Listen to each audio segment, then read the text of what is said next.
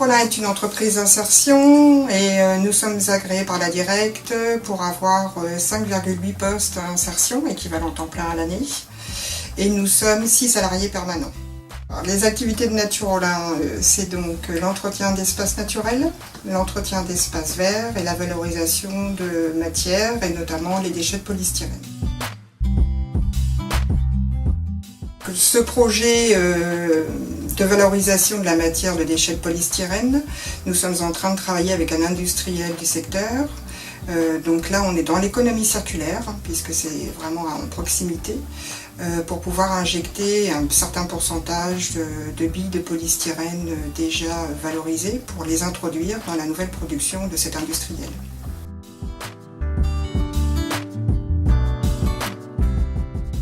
Je suis responsable de l'activité Espace Vert et mon rôle donc en tant que responsable, c'est bien sûr de gérer toute l'équipe d'Espace Vert, aussi bien donc Romuald, les salariés qui sont en CDDI, gérer les plannings, les clients, faire les devis, répondre aux appels d'offres. Voilà, donc moi mon rôle c'est de gérer tout ça. Voilà, et bien sûr continuer à chercher des nouveaux projets.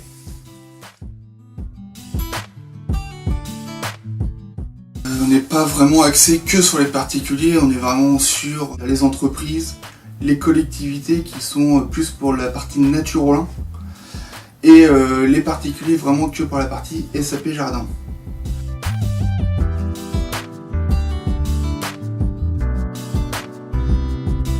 Naturo-Lin a donc créé SAP Jardin pour répondre aux demandes des particuliers et qu'ils puissent bénéficier au travers de cette structure de la réduction fiscale.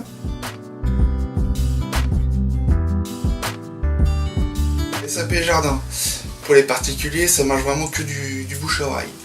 La prospection, ça donne pas plus que ça. Voilà, c'est vraiment la qualité du travail qu'il fait.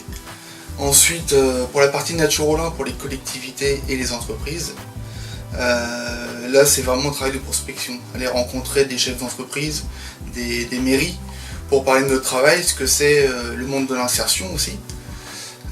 Voilà, c'est comme ça qu'on arrive à trouver des chantiers. Au travers de ces deux structures, on couvre la majorité de la clientèle possible.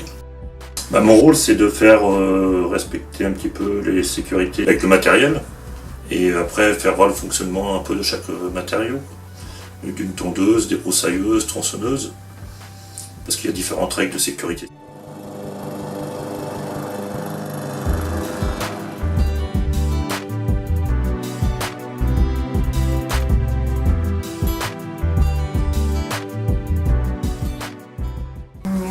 Je dirais d'accompagner les personnes sur site, les encadrer au niveau de la sécurité, leur faire découvrir aussi un petit peu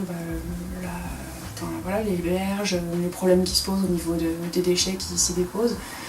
Voilà, c'est une problématique environnementale et je pense que c'est bien de les sensibiliser par rapport à ça. On en parle souvent et c'est vrai que quand on retourne sur les mêmes sites, ils voient bien qu'il n'y a pas d'évolution, heureusement qu'on est là pour intervenir, mais c'est vrai que ça les affecte. Ils aimeraient bien que les mentalités changent pour qu'on ait moins de déchets à ramasser.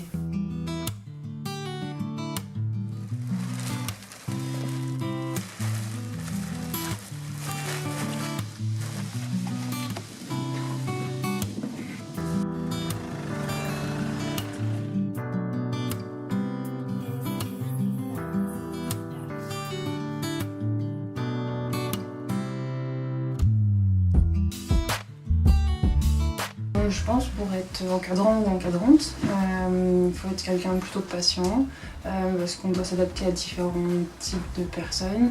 Après, être à l'écoute, je pense que c'est important aussi. Avoir une âme de terrain, pas sur les berges en tout cas, pour pouvoir accompagner le personnel sur place. Et puis après, aimer suivre les gens dans leur évolution. Avant, j'étais chef d'équipe dans une exploitation de collecte de déchets ménagers. C'était pas la même profession tout à fait, parce que c'était plus un aspect de gestion d'équipe mais à distance.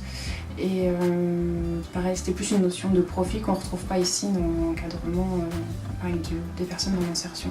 C'est vraiment plus centré sur la personne. Et c'est ça qui est intéressant.